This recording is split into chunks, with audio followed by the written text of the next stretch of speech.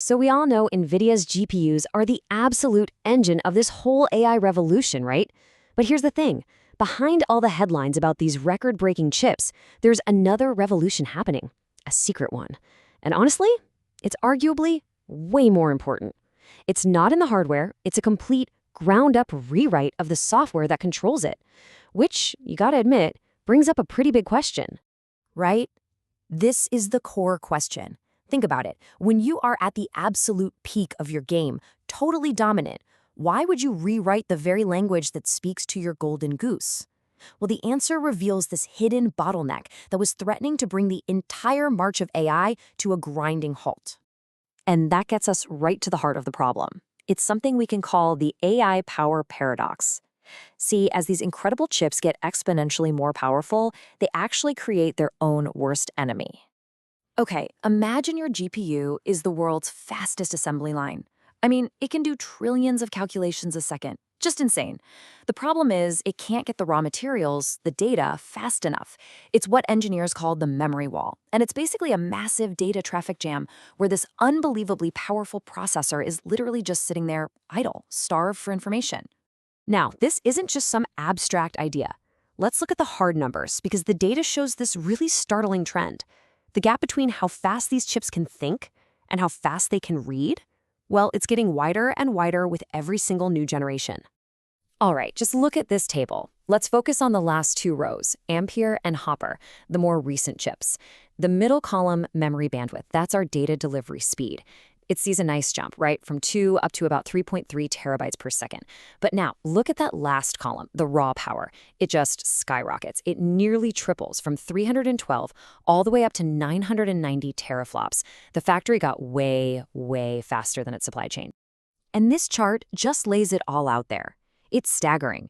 You've got a 300% increase in raw computational power versus just a 65% increase in the ability to feed that power with data. This huge, widening gap, that is the memory wall in action, and it was becoming a really serious threat. So this whole problem really boils down to this one number, 295. That's the flops per byte ratio for the Hopper H100. So what does that even mean? It means for every single byte of data that chip can pull from its main memory, it has enough power to perform 295 math operations on it. It's like having a master chef who can prepare an entire 5-course meal from a single grain of rice. The chip is just always waiting for more ingredients. So you might be asking, what was causing this massive traffic jam?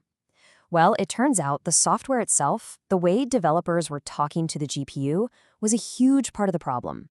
See, the old way used what's called an imperative API. The best way to think about this is like being a micromanager.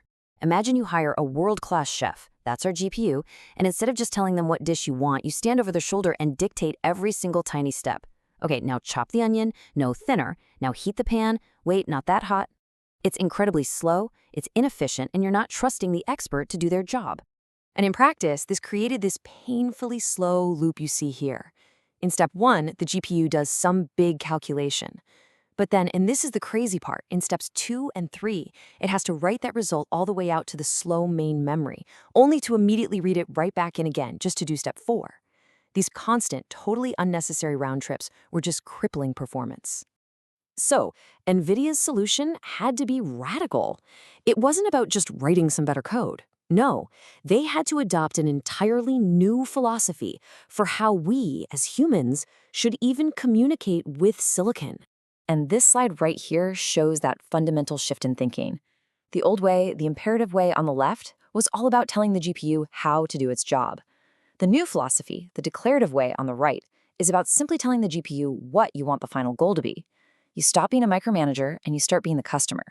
You just describe the outcome you want and you trust the expert to get it done. So this new philosophy is called a declarative API. And instead of giving step-by-step instructions, you just declare what you want.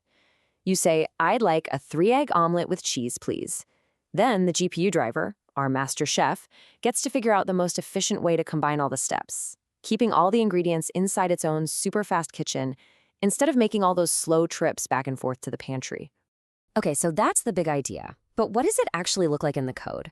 Let's check out 2 really concrete examples in NVIDIA's new software that show this whole declarative philosophy in action.